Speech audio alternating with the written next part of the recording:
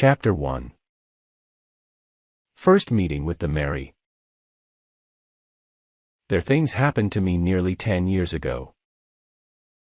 I lived in a city, but the city was hot in summer. I wanted to see the country. I wanted to walk in the woods and see green trees. I had a little red car and I had a map, too. I drove all night out into the country. I was happy in my car. We had a very good summer that year. The country was very pretty in the early morning. The sun was hot, and the sky was blue. I heard the birds in the trees. And then my car stopped suddenly. What's wrong? I thought. Oh dear, I haven't got any petrol. Now I'll have to walk. I'll have to find a town and buy some petrol. But where am I? I looked at the map. I was near a town. I was lost in the country. And then I saw the girl. She walked down the road, with flowers in her hand. She wore a long dress, and her hair was long too. It was long and black, and it shone in the sun. She was very pretty.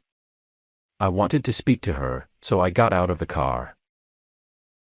Hello, I said. I'm lost. Where am I? I said.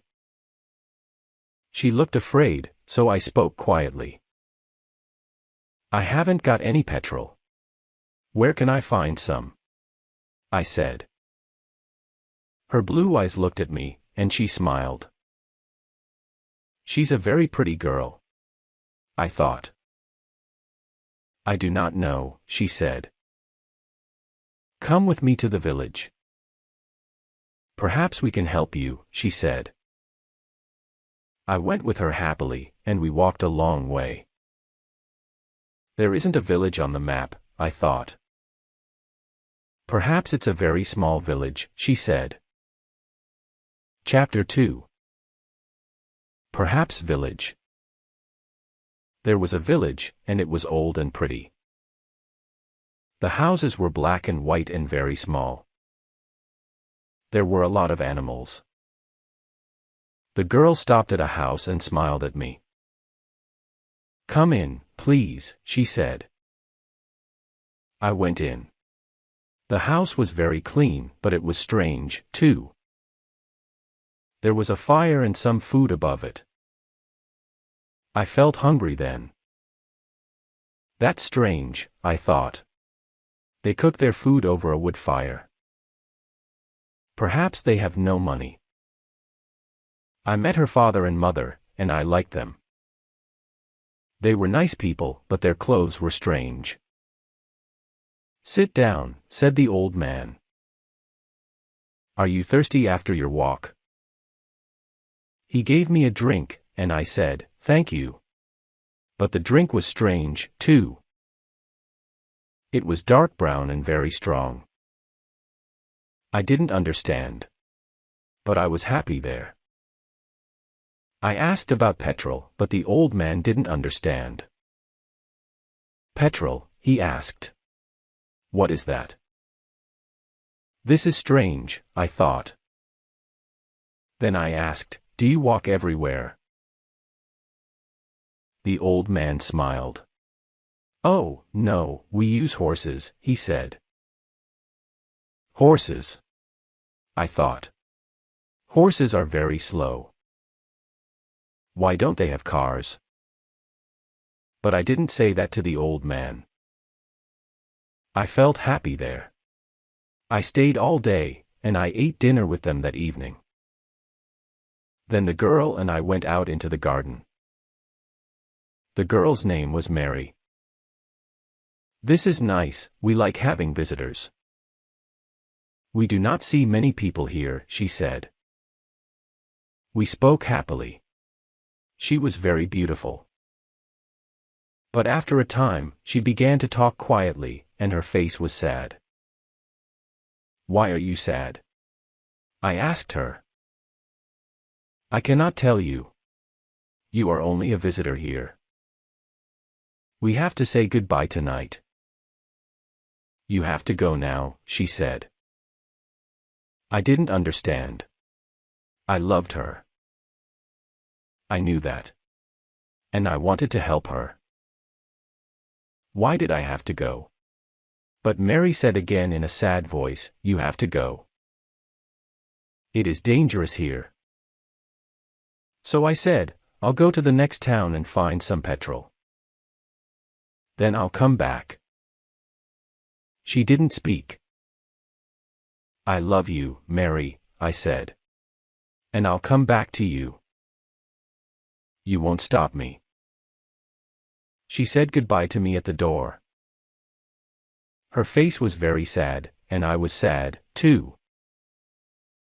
I didn't want to go. Chapter 3. Strange Secret. It was midnight. The night was very dark, but I walked and walked. I was very tired when I saw the lights of a town. I found some petrol, and then I asked the name of the village. But the man at the garage gave me a strange look.